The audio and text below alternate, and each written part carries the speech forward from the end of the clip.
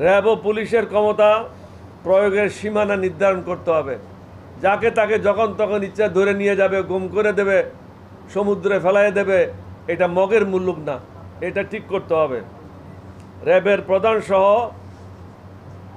প্রধান সব সময় সশস্ত্র বাহিনী থেকে পদায়ন করতে হবে। সকল স্তরে পদায়নে রাজনীতি মুক্ত রাখার নিশ্চিত করতে হবে।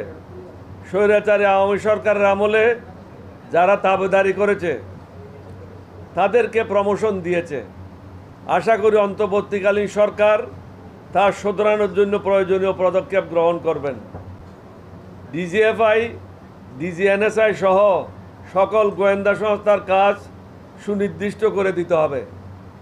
এখন সবাই রাজনীতি নিয়েই ব্যস্ত থাকে, সব সংস্থাগুলি রাজনীতির পিছনে দৌড়ে, কিন্তু তাদের সকলের কাজ রাজনীতি করা না। প্রত্যেকের দায়িত্ব পৃথক পৃথক আছে, কিন্তু সেটা করছে না, এটা করে দিতে হবে। বিভিন্ন দেশের সংবিধান পর্যালোচনা করে আমাদেরকে প্রয়োজনে কয়েকটি প্রদেশে বাংলাদেশকে বিভক্ত করতে হবে। তাহলে ঢাকা বসবাসের উপযুক্ত নগরী হবে, জনগণের সমস্যা লাঘব হবে। একজন যার ধরে চাকরি হলো ঢাকা থেকে অনুমোদন নিতে হয়, তাহলে নতুন বাংলাদেশ কিভাবে বিনির্মাণ হবে? র্যাব ও পুলিশের ক্ষমতা প্রয়োগের সীমানা নির্ধারণ করতে হবে। যাকে তাকে যখন তখন ইচ্ছা ধরে নিয়ে যাবে, গুম করে দেবে, সমুদ্রে ফেলাই দেবে, এটা মগের মুল্লুক না। ক্ষমতার বিকেন্দ্রীকরণ খুবই জরুরি। বাংলাদেশ এখন একটা ছোট দেশ না, 18 কোটি মানুষের দেশ। আমাদের পাশে যতগুলি রাষ্ট্র আছে প্রত্যেকটাতে প্রদেশ আছে। বাংলাদেশ হলো একমাত্র ঢাকা থেকে সব কিছু নিয়ন্ত্রণ করা হয়। এইভাবে 18 কোটি জনগণের দেশ নিয়ন্ত্রণ করা সম্ভব না।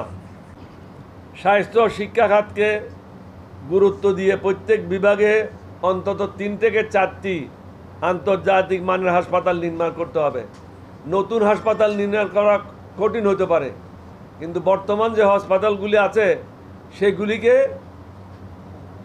পুনরায় রিফাবলিশ করে কিছু পরিবর্তন এনে সেই সাথে বিদেশ থেকে অভিজ্ঞ বাংলাদেশি ডাক্তারকে দেশে ফিরিয়ে আনার পদক্ষেপ নিতে হবে।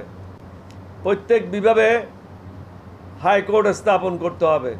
জনগণ অনেক টাকা পয়সা নষ্ট করে, অনেক কষ্ট করে তাদেরকে ঢাকায় আসতে হয়। জনগণের আর্থিক সংকটের মধ্যে ঢাকায় এসে মামলা পরিচালনা করা বছরের পর বছর এটা সম্ভব না। প্রত্যেক বিভাগে যদি হাইকোর্ট বেঞ্চ হয় তাহলে জনগণের জন্য সুবিধা হবে। তাহলে আমাদের রুগীরা বিদেশে যাওয়ার জন্য আর আগ্রহী হবে না। বাংলাদেশ সরকারি কর্ম কমিশন, নির্বাচন কমিশন, দুর্নীতি দমন কমিশন সহ সমস্ত কমিশনগুলিকে স্বাধীন এবং রাজনীতি মুক্ত রাখতে হবে। একই সাথে তাদের দায়বদ্ধতা ও জবাবদিহিতা নিশ্চিত করতে হবে।